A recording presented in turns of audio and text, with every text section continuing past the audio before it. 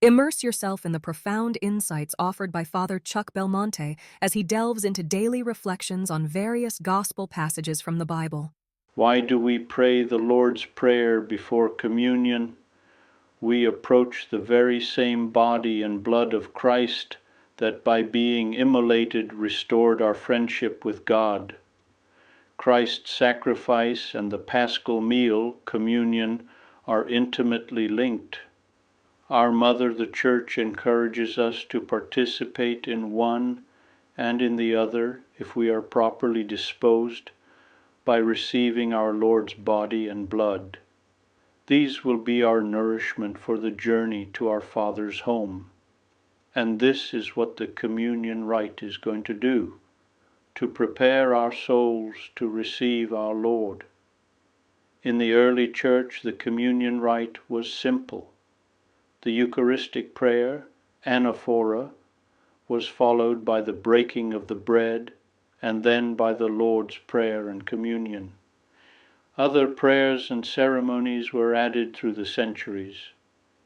Nowadays, the Communion Rite is ordained thus: Lord's Prayer, preceded by the invitation to pray and followed by the embolism and the people's acclamation. Rite of Peace. Breaking of the bread with the commingling while the Agnus Dei is said or sung.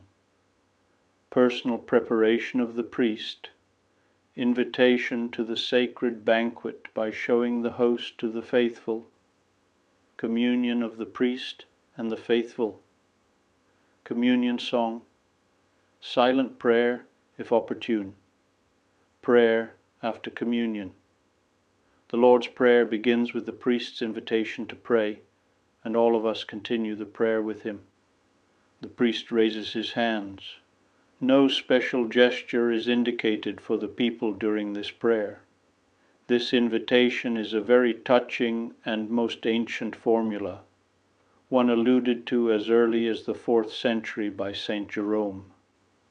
It states that we should not dare, odemus, to utter what we are about to say, were it not for the express command of our Lord.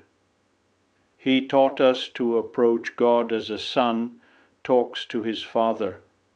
The profound religious atmosphere pervading the canon is increased here with the great reverence rendered to this prayer. We are so miserable and our minds are so limited that we do not even know what we should ask of God.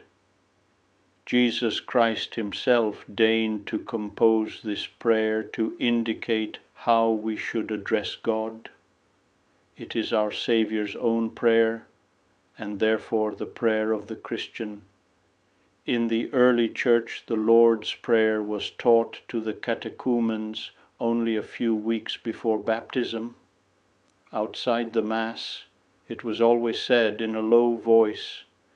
It seemed that the faithful recited it before communion.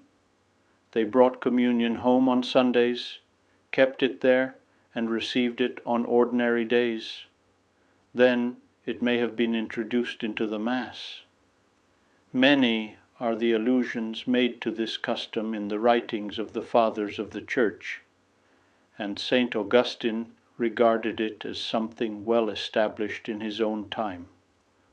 When teaching us the Lord's Prayer, Jesus used the Aramaic word Abba. It was how children called their father. The best translation could be Daddy. God wants us to deal with him with full confidence, as his little children. This fact nourishes all our prayers. We are children of God. I would be delighted to extend an invitation to you once again tomorrow for another insightful reflection on the Gospel by Father Belmonte.